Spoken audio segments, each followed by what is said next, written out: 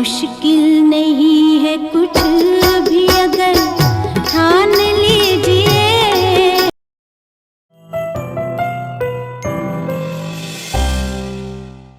नमस्कार मित्रांनो, thinking mind RJ या यूट्यूब चॅनलवर तुम्हा सर्वांचं पुन्हा एकदा स्वागत आहे। सीधी बात नो बकवास। बऱ्याच जणांची प्रश्न आले, खास करून नवीन शेतकरी त्यांचे असे प्रश्न आलेत की या महिन्यामध्ये डिसेंबर महिन्यामध्ये शेवगा लागवड करावी का, किंवा नोव्हेंबर डिसेंबर जानेवारीमध्ये या जे सीझन आहे याच्यामध्ये शेवगा लागवड करावी का असा प्रश्न आलाय। मी त्यांना हे सांगेल की काही कन्फ्यूज व्हायचं काम नाही आहे। आपण डिसेंबर एंडपर्यंत इव्हन 15 जानेवारीच्या अगोदरपर्यंत शेवगा लागवड करू शकतो। त्यामुळं जर लागवड करायची कोणाची इच्छा असेल आणि त्यांच्या मनात हा प्रश्न असेल की डिसेंबर महिना चालू झाला आहे तर डिसेंबर महिन्यामध्ये आपण शेवगा लागवड करायची, बिनधास्त करा। जमीन नांगरून घ्या, जमीन उलतापालत करून घ्या, रोटावेटर करून घ्या, ड्रीप अंतरून घ्या। ड्रीप महत्त्वाचं आहे शेवगा लागवड करण्यासाठी, कारण ड्रीपद्वारे आपण बरेचसे विद्राव्य खतं देणार आहोत। त्यामुळे विद्राव्य खतं देताना पाट पाणी चालणार नाही। त्यामुळे पाहिजे तेवढा डोस, पाहिजे तेवढं पाणी ड्रीपद्वारे आपण देऊ शकतो। त्यामुळे ड्रीप नियोजन करा। थोडासा खर्च येईल, वन टाईम खर्च आहे, एकदाच खर्च करायचा आहे, कारण हे बहुवार्षिक पीक आहे। ड्रीपचा खर्च आणि बियाणांचा खर्च हे फक्त एक वन टाईम तुम्हाला करायचं आहे। त्यामुळे ड्रीप करा, जमीन नांगरून घ्या चांगली, तापू दे थोडं उन्हामध्ये, आणि नंतर तुम्ही जमीन प्लेन करून 12x6 अंतर, 1 एकर जर कोणी लागवड करत असेल तर त्याचे आयडियल अंतर आहे 12x6। 12 अंतर जे आहे ते 2 ओळीमधलं अंतर असेल आणि 2 झाडामधलं अंतर 6। तर याला आपण अशी पद्धत आपण सांगिततोय की 12x6+1 हे करा, म्हणजे 2 ओळीनंतर 12 हा प्रश्न मिटला आहे। 2 झाडामधलं अंतर 6 ठेवा आणि तिथून विदभर अंतरावर 1 फूट अंतरावर दुसरं बी लावा। दुसरं बी त्या ठिकाणी आपण 1 फूट अंतरावर लावू 6 फुटानंतरचं, तिथून परत 6 फुटावर तिसरं बी लावा, तिथून पुन्हा 1 फुटावर चौथं बी येईल आपलं।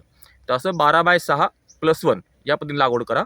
एकरी जवळपास तुमचे 12-13 झाडं आरामात बसतील, डबल झाड आहेत। आणि हे दोन्ही झाडं राहू द्यायचेत।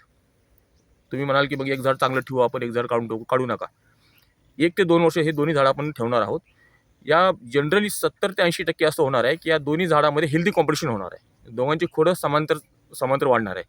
आणि 15-20% असं होणार आहे की एक झाड दुसऱ्या झाड दाबणार आहे, एका झाड खोड मजबूत होईल आणि एक सिंगल स्टंप बारीक राहील। ते अशा ठिकाणी काय करा, जे जाड झाड आहे चांगलं, जे मोठं खोड झालं आहे आणि त्यांनी दुसऱ्याला दाबलं आहे, ते दुसरं जे दाबलेलं झाड आहे ज्याची वाढ झालेली नाही आहे ते काढून टाका। तुम्ही लागलीच काढू शकता, 4-5 महिन्यात तुमच्या लक्षात येईल ते। पण 80% रेशो असा आहे की दोन्ही हेल्दी कॉम्पिटिशन करतात। हेल्दी कॉम्पिटिशन करतात म्हणजे दोन्ही समांतर वाढतात, सारख्या ग्रोथनी वाढतात, ते एकमेकाला काही डॉमिनेट करत नाहीत, दाबत नाहीत। त्यामुळे ते दोन्ही झाडं राहू देत। आणि 2 वर्षानंतर जेव्हा आपल्याला जर वाटलं की खूप दाटी होते झाडांची, आता 2 वर्षात आपण उत्पन्न घेतलं दोन्ही झाडांकडून, त्यामुळे तिथं आपला पैसा वसूल झाला, दुसऱ्या झाडाला सुद्धा खूप दाटी वाटत असेल तर थोडी विरळणी करा, पूर्ण झाडं काढू नका। जिथं एक कमजोर झाड वाटत असेल तर ते काढून टाका 2 वर्षानंतर। थोडी विरळणी केली म्हणजे परत तुमचे अंतर चांगलं राहील आणि हवा खेळती राहील।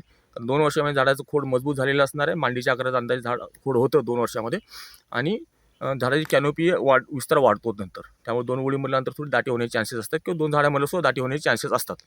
त्यामुळे अशा ठिकाणी एक झाड तुम्ही नंतर काढू शकता 2 वर्षानंतर। तर मी सांगितलं की डिसेंबरमध्ये तुम्ही लागवड करू शकता, 15 जानेवारीपर्यंत सुद्धा तुम्ही लागवड करू शकता, काही इश्यू नाही आहे। आणि जमीन नांगरून घ्या, ड्रीप अंतरून घ्या।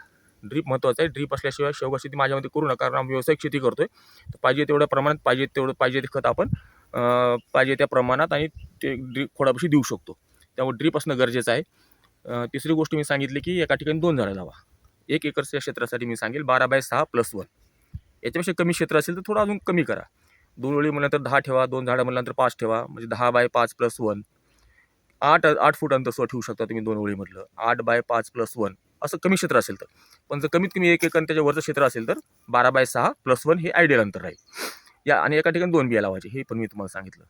तर नवीन शेवगा शेतकऱ्याला जर काही अडचणी असतील तर आपलं चॅनल सबस्क्राईब करा। थिंकिंग माइंड आरजे हे यूट्यूब चॅनल आहे, आणि याच्यावर जवळपास 640च्या वर व्हिडिओ झालेत, आणि ते फक्त शेवगा शेतीवर आहेत।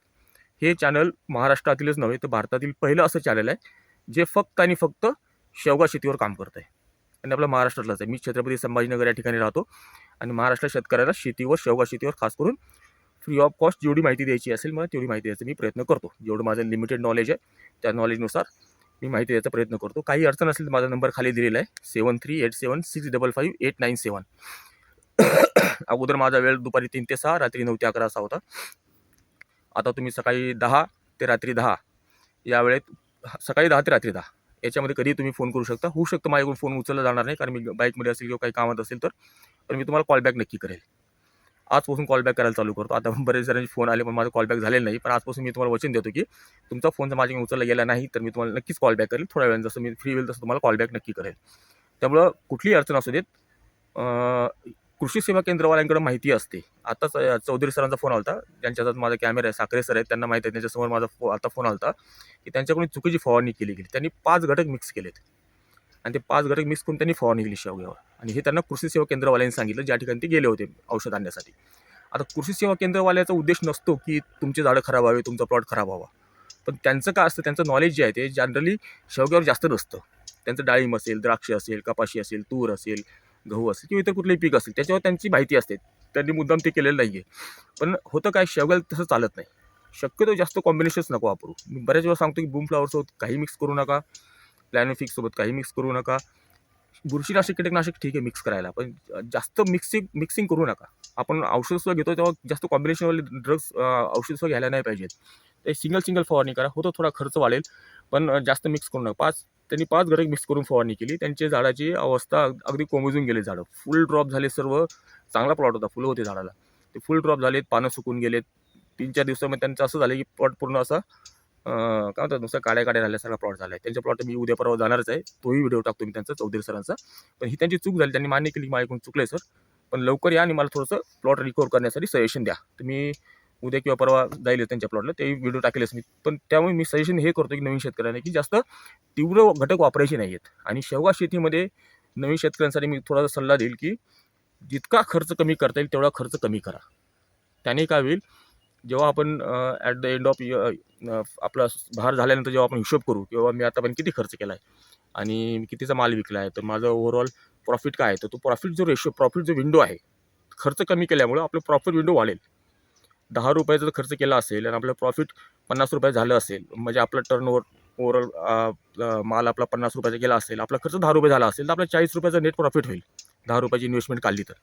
आणि त्याच ठिकाणी 5 रुपयाची इन्व्हेस्टमेंट केली तर आपल्याला 45 रुपयाचा, म्हणजे मार्जिन विंडो जो आहे, प्रॉफिट विंडो ती वाढली आपली. त्यामुळे शेवगा शेतीमध्ये खर्च कमीत कमी करा. आणि यासाठी एक मंत्र असा देईल मी, काही गोष्टी आहेत त्या वेळेवर करा. काही गोष्टी तुम्ही वेळेवर केल्या तर ॲटोमॅटिक तुमचा खर्च जो आहे तो कमी होईल. म्हणजे प्रिव्हेंटिव्ह मेजर करा. अटॅक होण्या अगोदर जर आपण काही प्रिव्हेन्शन्स केले, जसं मी बऱ्याच ठिकाणी सांगितले, अमावस्या पौर्णिमेला एखादी फवारणी घेत चला कीटकनाशकाची. त्याच्यामुळे काय होईल, भविष्यात जो आपल्याला प्रोक्लेमचा खर्च आहे आळी आल्यानंतरचा, तो वाचेल. खर्च तर वाचेलच, पण त्या आळीमुळे जी हानी होणार आहे झाडांना, ती देखील आपली आटोक्यात येईल. ती होणार नाही हानी. हा डबल फायदा होतो.